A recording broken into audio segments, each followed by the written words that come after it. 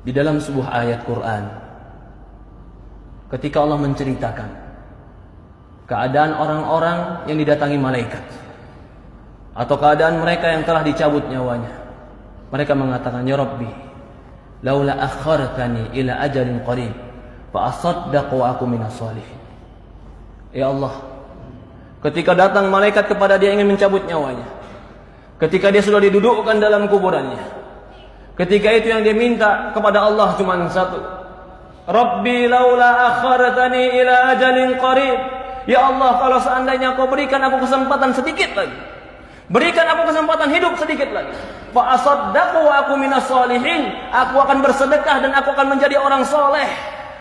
Dia minta kepada Allah bukan minta bertemu dengan istrinya, dia minta dengan Allah bukan minta dengan hartanya, tapi yang dia minta dengan Allah, ya Allah berikan aku kesempatan hidup sedikit saja, fa asaddaq, aku akan bersedekah, wa aku minas shalihin, dan aku akan menjadi orang soleh. Yang mereka minta, mereka akan menjadi orang soleh.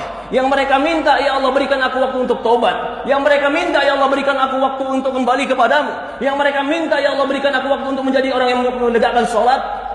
Apa jawaban Allah? Kalla, tidak akan pernah. Jika telah datang ajaluha, ajalnya, la yastakdimuna sa'atan wa la yasta'khirun. Tidak akan pernah diakhirkan walaupun sesaat, dan tidak akan pernah dicepatkan walaupun sesaat. Inilah para ulama mengatakan, kesempatan hidup dalam ibadah itulah kesempatan yang terbaik.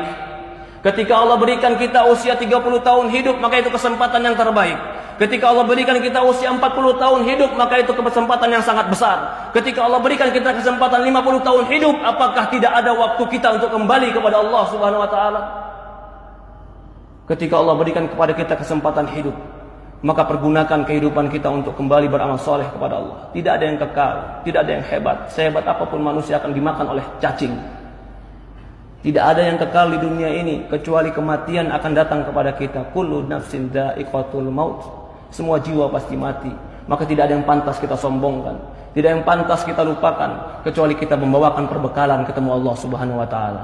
Fatazawwadu fa inna khaira zadi taqwa.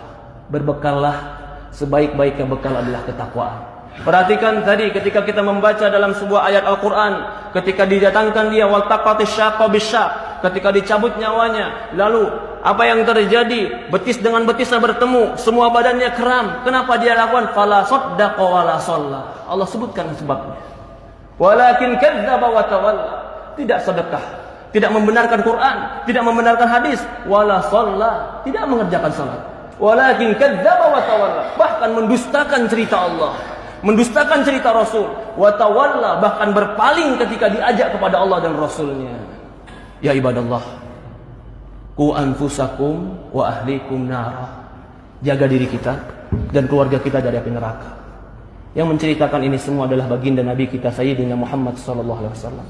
Shadiqul masduq, yang jujur, yang benar, yang diutus kepada kita untuk mengajarkan kepada kita ilmu agama. Semoga Allah Subhanahu wa taala berkahi kita. Semoga Allah Subhanahu wa taala memberikan kepada kita ketakwaan. Semoga Allah Subhanahu wa taala mematikan kita dalam husnul khatimah. Semoga Allah Subhanahu wa taala memberikan kita kekuatan untuk beramal saleh. Semoga Allah Subhanahu wa taala menolong kita untuk menjadi hamba-hamba yang bertobat.